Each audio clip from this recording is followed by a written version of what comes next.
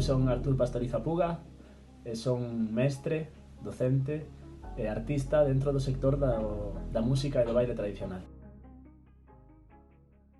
Debido a esta crise do Covid-19, o noso sector atópase totalmente parado a nivel presencial.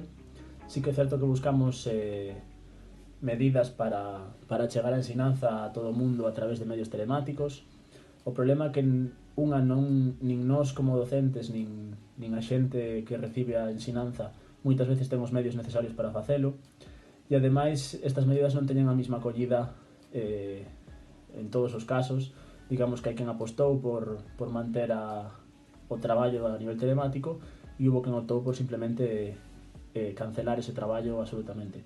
Polo que digamos que o noso sector se atopa nun momento moi débil e un momento complicado para todos os profesionales e os profesionales que nos dedicamos a ensinanza non reglada.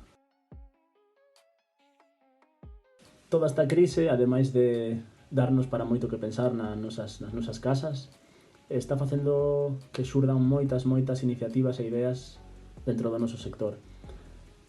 Moitas delas por parte a nivel docente. Están salindo moitas páxinas web, moitas ideas de intentar achegar a cultura, o noso baile, a nosa música, a través de plataformas telemáticas, que isto era algo que no noso sector estaba moi pouco investigado, digamos.